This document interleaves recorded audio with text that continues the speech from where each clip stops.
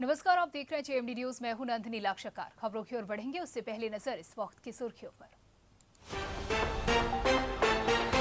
कांग्रेस के अध्यक्ष की मांग पर घमासान। पूर्णकालिक अध्यक्ष को लेकर दो हिस्सों में बंटी कांग्रेस, वरिष्ठ और युवा नेता आमने सामने।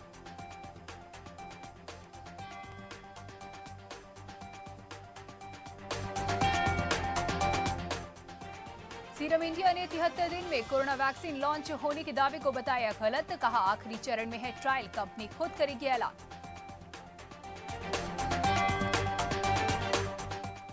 आतंकी यूसुफ के बलरामपुर स्थित घर से आईएसआईएस का झंडा, सुसाइड बेल्ट और विस्फोटक बरामद। देश में आतंक फैलाने का था बड़ा प्लान। कोरोना संकट के बीच दोबारा चलने के लिए दिल्ली मेट्रो तैयार। संक्रमण रोकने को फुल प्रूफ इंतजाम करेगी डीएमआरसी। सरकार की मंजूरी का इंतजार।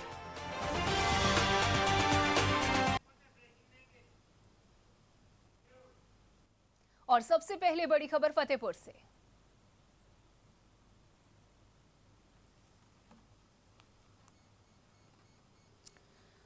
फतेहपुर से इस वक्त की बड़ी खबर। कोरोना पॉजिटिव मरीजों का आंकड़ा पहुंचा 1000 के पार। आज 16 कोरोना संदिग्धों की रिपोर्ट आई पॉजिटिव। जिले में कुल कोरोना मरीजों की संख्या 1008। जिले में कोरोना एक्टिव मरीजों की संख्या 176।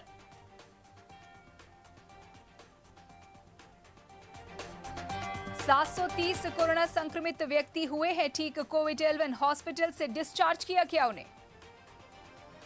डीएम संजीव सिंह ने दी जानकारी। बड़ी खबर आपको बता रहे हैं फतेहपुर से, जहां फतेहपुर में आज 16 कोरोना संदिग्धों की रिपोर्ट पॉजिटिव आई है। और इस पर जानकारी देने के लिए हमारे संवाददाता अमरदीप हमारे साथ जुड़ चुके हैं। जी अमरदीप, क्या जानकारी इन बड़े मामलों पर? हाँ जी, मामला बिल्कुल सही है कि फतेहपुर जिले में जो 16 कोरोना पॉजिटिव मिले हैं जाकर के, उनसे यहाँ पूरी तरीके हड़कंप मचा हुआ है। और अब तो संक्रमित मरीजों की संख्या यहाँ 1000 से ऊपर भी क्रॉस हो गई है। पर यही एक तस्वीर सामने निकल के आ रही कि जिस तरीके से मरीज तेजी से बढ़ रहे हैं, उसी तरीके से तेजी से मरीज ठीक भी हो रहे हैं जी। अब एक यहाँ पर जो है सरकार द्वारा जो गाइडलाइन जारी की गई थी, उसके आधार पर अब एक बदलाव किया गया है कि जो 50 साल से ऊपर के लोग जो पहले होम क्वारंटाइन की ये एक व्यवस्था की गई थी, पर अब उसका जो है 50 वर्ष से ऊपर के लोगों का होम क्वारंटाइन न करके सीधे उनको कोविड-19 हॉस्पिटल में भेजा जाएगा। जी बिल्कुल, ये जरूरी कदम स्थिति के मुताबिक जो स्थिति है वहां की, उसको देखते हुए उठाए जाने की वाकई जरूरत है। आपसे जानना चाहूंगी, जिस तरीके से इस वक्त 186 एक्टिव केसेस हैं, वहीं रोजाना लगातार मामले आ रहे हैं, ठीक होने वाले, रोजाना ठीक होने वाले, डिस्चार्ज होने वाले मरीजों की संख्या कितनी होती है करीब, और संक्रमण के जो नए मामले रोजाना आते हैं उनको लेकर गिनकर रेशियो क्या है? देखिए, उसमें तो ये है कि जो जिस तरीके से मरीज ठीक हो रहे हैं, उसी तरीके से मरीज जो है आ भी रहे हैं। पर अगर देखा जाए तो 186 मरीज जो है वो हो गए हैं। बाकी 100 150 के ऊपर लगभग मरीज ठीक होकर के जो है जंग भी जीत चुके हैं। यही यहाँ की स्थिति चल रही है जाकर। जी, शुक्रिया जानकारी देने के लिए। बड़ी खबर आपको बता रहे फतेहपुर से, कोरोना पॉजिटिव मरीजों का आंकड़ा फतेहपुर में 1000 पार कर गया है। आपको बता दें कि आज 16 कोरोना संदिग्धों की रिपोर्ट आई जो कि पॉजिटिव थी। जिले में कुल कोरोना मरीजों की संख्या 1008 हो चुकी है। बता दें कि जिले में कोरोना एक्टिव मरीजों की संख्या 186 है। 730 कोरोना संक्रमित व्यक्ति ठीक हो चुके हैं। कोविड-11 हॉस्पिटल से उन्हें डिस्चार्ज किया गया। डीएम संजीव सिंह ने दी जानकारी।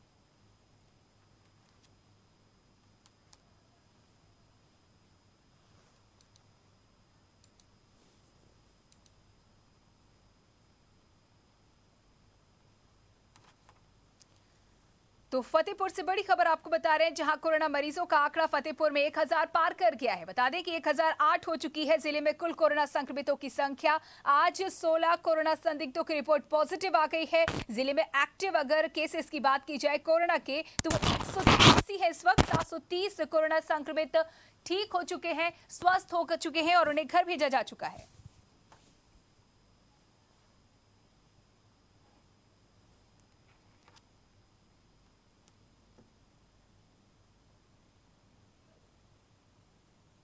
आगे बढ़ते हैं। कानपुर के बाबूपुरवा थाना क्षेत्र के बगाही भट्टा में उस वक्त हड़कंप मच गया जब कूड़े में पड़ा बम फटने से पास खड़े जानवर की मौत हो गई।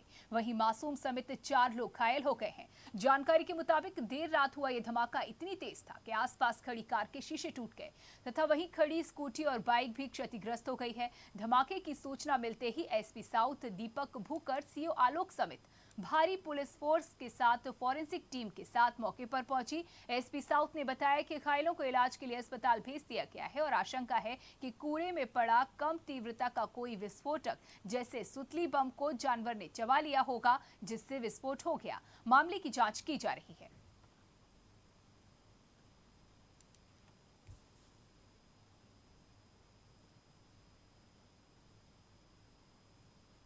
ये बाबूपुरवा में बगाहीचों के अंतर्गत एक सूचना मिली थी कि एक सुअर है, उसमें लो इंटेंसिटी जो पटाखा होता है वो फटने की वजह से उसका डेथ हो गई है सुअर की।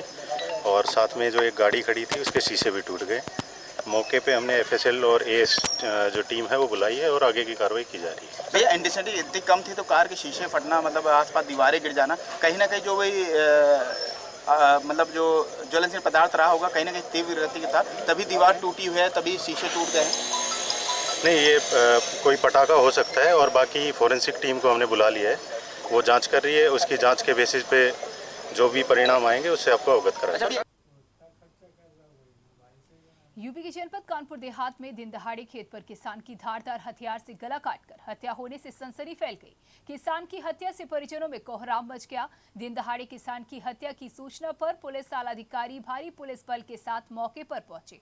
वहीं पुलिस ने फॉरेंसिक और डॉग स्क्वाड टीम की मदद से साक्ष्य एकत्रित किए। जनपद कानपुर देहात के अकबरपुर कोतवाली क्षेत्र के 12 गांव के बाहर खेत पर एक 12 गांव के रहने वाले 45 वर्षीय राकेश पाल को अज्ञात बदमाशों ने धारदार हथियार से गला रेतकर हत्या कर दी।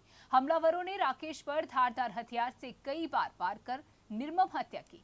राकेश पाल की हत्या उस समय हुई जब वो सुबह अपने खेत से जानवरों के लिए चारा लेने गया था। काफी समय बीत जाने के बाद भी जब राकेश घर नहीं पहुंचा तो परिजनों ने उसकी तलाश करने के लिए खेत पर पहुंचे, जहां उसका रक्त रंजित शव देखकर सबके होश उड़ गए और कोहराम मच गया। पुलिस ने मौका मुआयना कर घटना की जांच शुरू कर दी है। वहीं गांव के ग्रामीणों की माने तो उसने दूर से राकेश को खेत पर भागते देखा था, जो कि गिरता पड़ता भाग रहा था। लेकिन जब वहां जाकर के राकेश को देखने का प्रयास किया गया तो राकेश नहीं मिला और उसके बाद वो वापस अपने खेत को चले आए और इस बात की जानकारी राकेश के परिजनों को दी गई।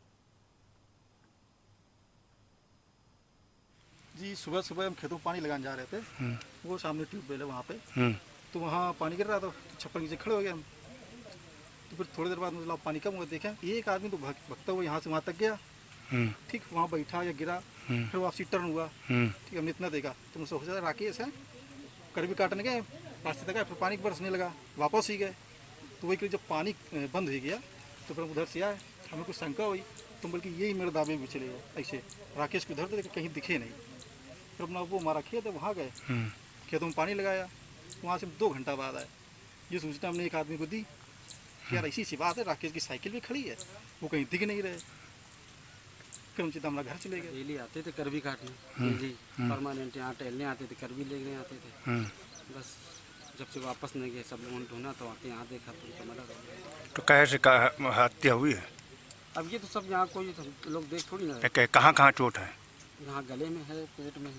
किसी देखिए, थाना अकबरपुर क्षेत्र का ये 12 गांव है, जिसमें कि आज यहाँ धान के खेत में एक व्यक्ति जिसकी उम्र लगभग 45 वर्ष है, उसकी डेड बॉडी की सूचना यहाँ मिली थी और सूचना मिलते ही हम पुलिस के हमारे ऑफिसर्स और हमारी फील्ड यूनिट यहाँ पहुँची है और जितने भी टेक्निकल एविडेंसेस यहाँ अवेलेबल थे उनको हमने ट्रेस कराया है और डॉग स्क्वाड की मदद से कुछ हमने इनिशियल जो पाथ है उनको भी ट्रेस आउट करने की कोशिश की है। बाकी परिजनों से पूछताछ करके और गांव वालों से पूछताछ करके कोशिश की जा रही है पता करने की कि इस पूरे मर्डर का क्या बैकग्राउंड है और जल्द ही इसका खुलासा करके जो दोषी हैं उनके खिलाफ कड़ी कार्रवाई की जाए। और इस बीच बड़ी खबर कानपुर से।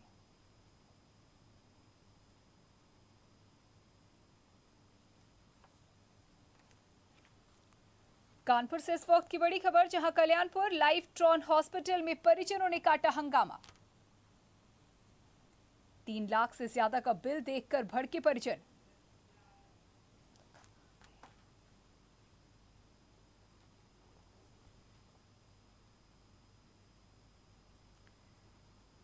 कानपुर से बड़ी खबर, पनकी में पारिवारिक कलह के चलते युवक ने लगाई फांसी।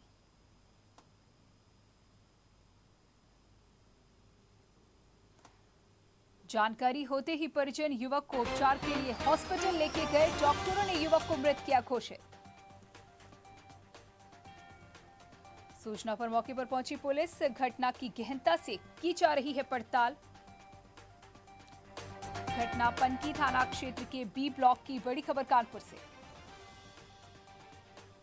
कानपुर से बड़ी खबर, पनकी में पारिवारिक कलह के चलते युवक ने लगाई फांसी।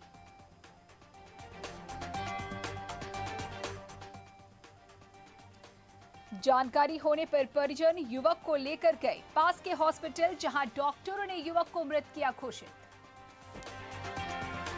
और हमारे संवाददाता अनिल सैनी इस पर जानकारी देने के लिए हमारे साथ जुड़ चुके हैं। जी अनिल सैनी, मामला क्या है? जी बिल्कुल, आपको बता दूं, पारिवारिक कलह के चलते युवक ने फांसी लगाकर आत्महत्या कर ली। जब परिजनों ने युवक का शव फंदे से लटकता देखा तो शव को नीचे उतारकर उसे हॉस्पिटल भी ले गए, जहां प्राइवेट हॉस्पिटल में डॉक्टरों ने युवक को मृत घोषित कर दिया। इसके बाद परिजनों ने घटना की सूचना पुलिस को दी।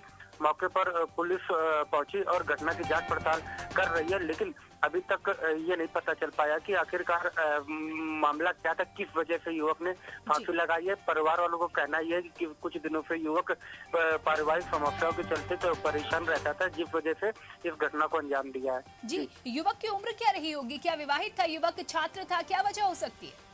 जी, जैसे बताया जा रहा है, युवक विवाहित था और करीब युवक की उम्र 30 से 35 वर्ष बताई जा रही है। और कई दिनों से युवक पारिवारिक समस्याओं के चलते वह परेशान रहता था, जिस वजह से परिजनों को कहना है कि जिस वजह से उसने फांसी लगाकर अपनी जान दी है।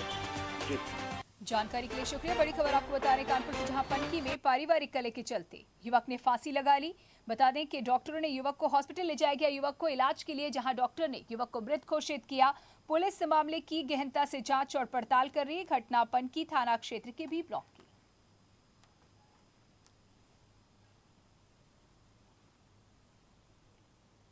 वक्त है एक ब्रेक का, चल लौटेंगे।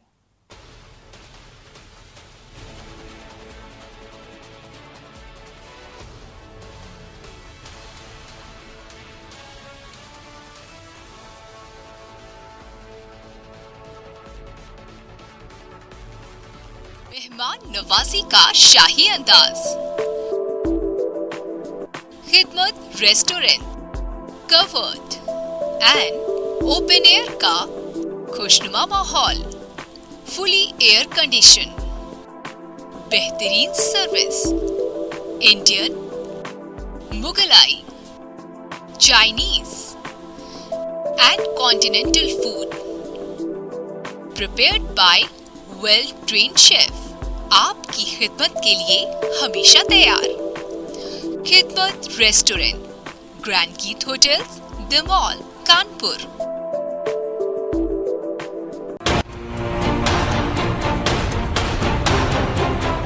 The power of speed.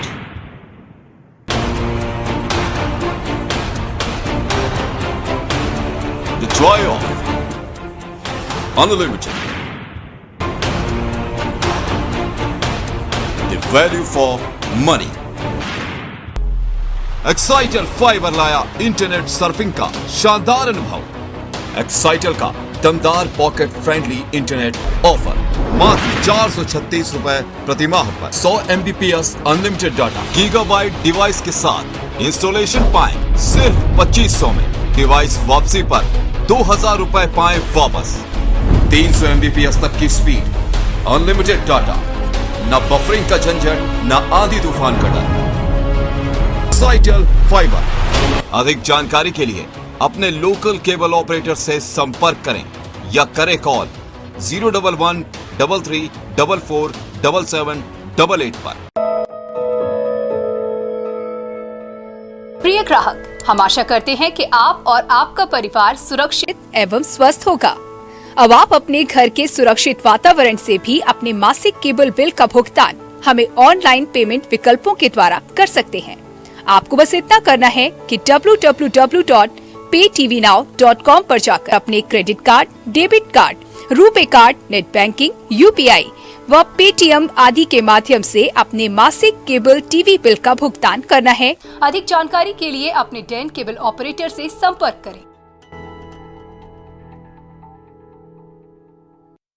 नमस्कार, मैं आचार्य पंडित पवन तिवारी ज्योतिष चक्र के माध्यम से आपको बताएंगे रोजाना आपके राशियों का हाल, कैसा रहेगा आज का दिन आपका और क्या है आज का नक्षत्र। सुबह 8:30 बजे ज्योतिष चक्र में जेएमटी न्यूज पर।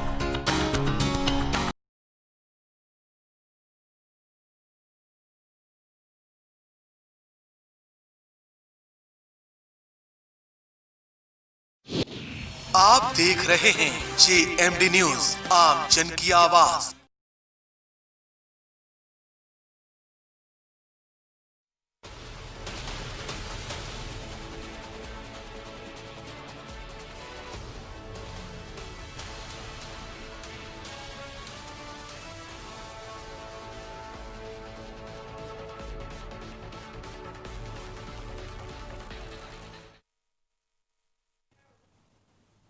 ब्रेक के बाद आपका स्वागत है। इस बीच बड़ी खबर फर्रुखाबाद से।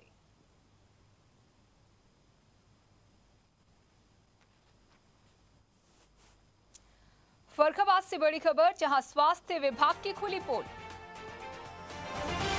मरीज को नहीं मिली एम्बुलेंस, मरीज के परिजन ठेली पर मरीज को लेटाकर ले गए जिला अस्पताल। कल देर रात बिगड़ी थी मरीज की हालत बिगड़ने पर एम्बुलेंस को कई बार किया गया फोन, लेकिन नहीं पहुंची एम्बुलेंस। चारपाई ठेली पर लेटाकर मरीज को ले जाते हुए वीडियो सोशल मीडिया पर हुआ वायरल। शहर कोतवाली क्षेत्र के कादरी गेट का ये मामला। बड़ी खबर फर्रुखाबाद से। फर्रुखाबाद से इस वक्त की बड़ी खबर, जहां स्वास्थ्य विभाग की खुली पोल।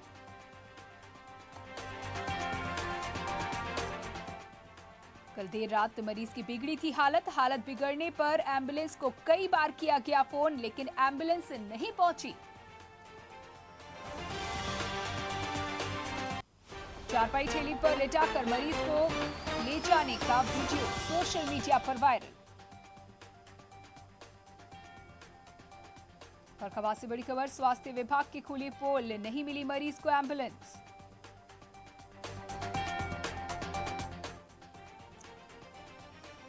मरीज की हालत बिगड़ने पर एम्बुलेंस को कई बार किया गया फोन, लेकिन एम्बुलेंस नहीं पहुंची। शहर कोतवाली क्षेत्र के कादरी गेट का यह मामला। बड़ी खबर फर्रुखाबाद से, जहां स्वास्थ्य विभाग की पोल खुल गई। आपको बता दें कि मरीज के परिजन ठेली पर लेटाकर मरीज को जिला अस्पताल लेकर के गए। मरीज की कल देर रात हालत बिगड़ी थी। हालत बिगड़ने के बाद कई बार एम्बुलेंस को फोन किया गया, लेकिन एम्बुलेंस नहीं पहुंची।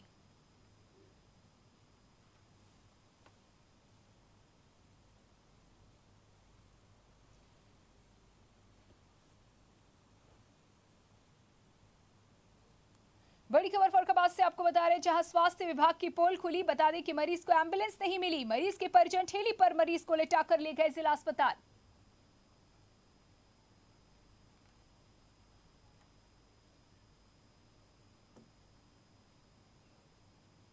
हमीरपुर में बेतवा और यमुना में लगातार जलस्तर बढ़ने से लोगों की चिंताएं बढ़ती नजर आ रही हैं। बीते दिन से अब तक लगभग 4 लाख क्यूसेक पानी माता टीला बांध से छोड़ा जा चुका है, जिसकी वजह से बेतवा नदी में एकाएक बढ़ रहे जलस्तर से लोगों में खौफ पैदा हो गया है। आपको बता दें कि फिलहाल प्रशासन तैयारियों में जुट गया है और नदी के किनारे रहने वाले लोगों को अलर्ट करना शुरू कर दिया गया है। इसके साथ ही आपको बता दें कि 5 सेंटीमीटर प्रति घंटे की रफ्तार से जलस्तर की बढ़ोतरी हो रही है, जिसकी वजह से नदी के किनारे रहने वालों को अलर्ट जारी किया गया है।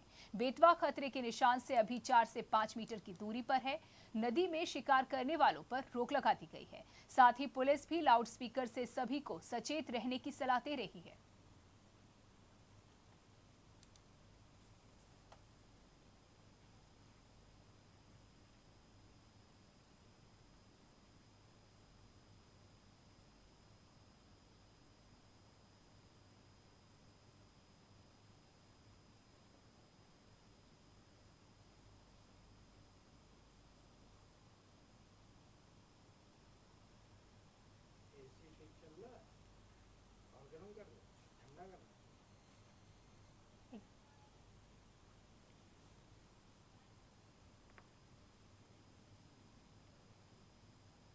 कानपुर की नौबस्ता पुलिस ने देर रात्रि चेकिंग के दौरान भारी मात्रा में शराब निर्यात ले जाने के समय 4 अभियुक्तों को गिरफ्तार कर लिया।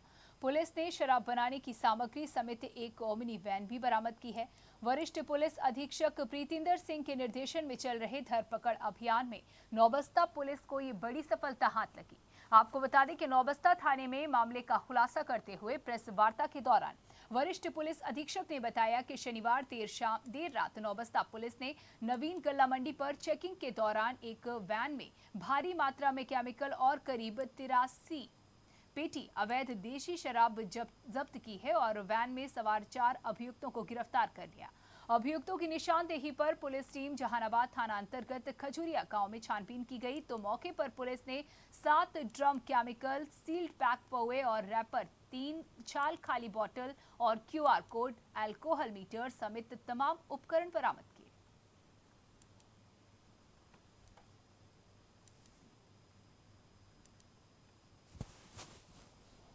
देखिए, हमारी एसपी जो हमारे साउथ हैं उनके नेतृत्व में सीओ गोविंद नगर और नौबस्ता की टीम और बाकी आसपास की थानों की टीम ने एक नेटवर्क ऐसा ध्वस्त किया है जिसमें सरकारी ठेकों पे अवैध शराब लाके लोग बेचते थे।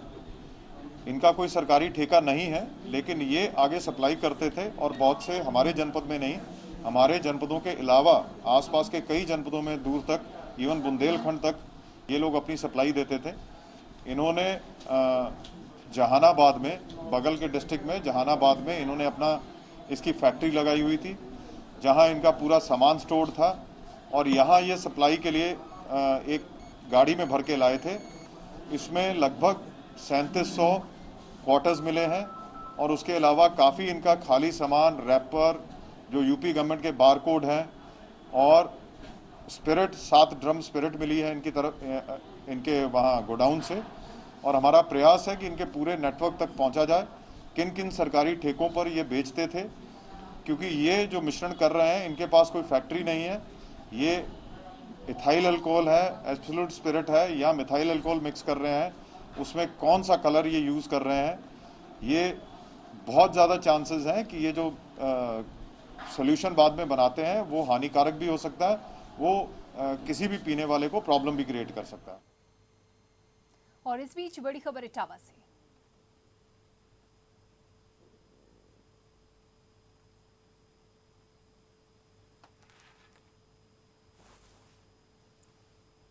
इटावा से इस वक्त की बड़ी खबर, जिले के बकेवर में सुनवर्षा ब्रिज के पास आज रात जबरदस्त मुठभेड़ में पुलिस ने 6 बदमाशों को किया गिरफ्तार। पुलिस की गोली लगने से एक बदमाश घायल। इलाज के लिए पुलिस अभिरक्षा में मुख्यालय के डॉक्टर भीमराव अंबेडकर में कराया गया भर्ती। बता दें कि गैंग का मुखिया है सौरभ कठेरिया, जिसको गोली लगी है।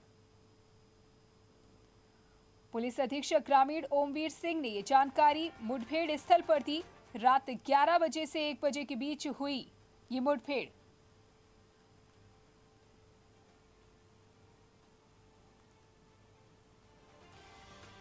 सभी पकड़े गए बदमाशों से गहनता से पूछताछ जारी। बदमाशों ने अन्य वारदातों को किया जाना स्वीकारा। बदमाशों के कब्जे से एक कार के अलावा 19 अगस्त को अंजलि ट्रेडर्स के मुनीम से 60,000 की लूटी गई मोटरसाइकिल को भी बरामद किया गया। और इस पर जानकारी देने के लिए इटावा से हमारे संवाददाता रजत हमारे साथ जुड़ चुके हैं। जी रजत, क्या कुछ जानकारी देंगे इस पर आप हमें?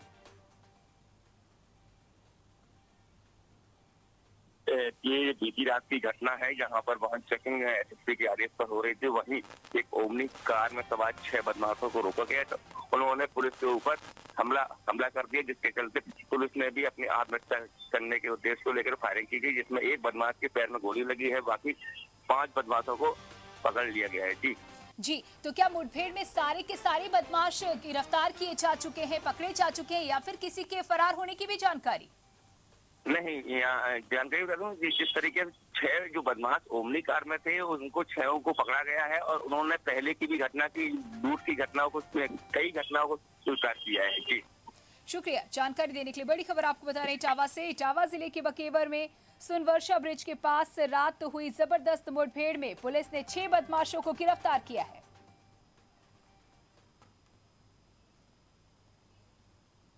झांसी में कोरोना काल में सामाजिक दूरी को मेंटेन करने के लिए केंद्रीय विद्यालय कक्षा 9 के एक छात्र ने तनिष्क ने एक स्मार्ट चश्मा और एक घड़ी बनाई है।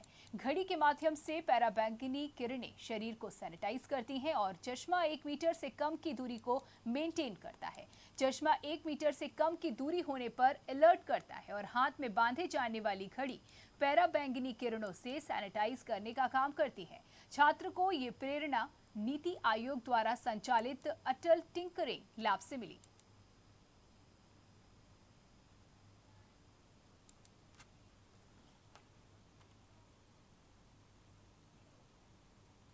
और इसी के साथ खबरों के इस बुलेटिन में इतना ही। आगे की तमाम खबरों के लिए देखते रहिए जेएमडी न्यूज। नमस्कार।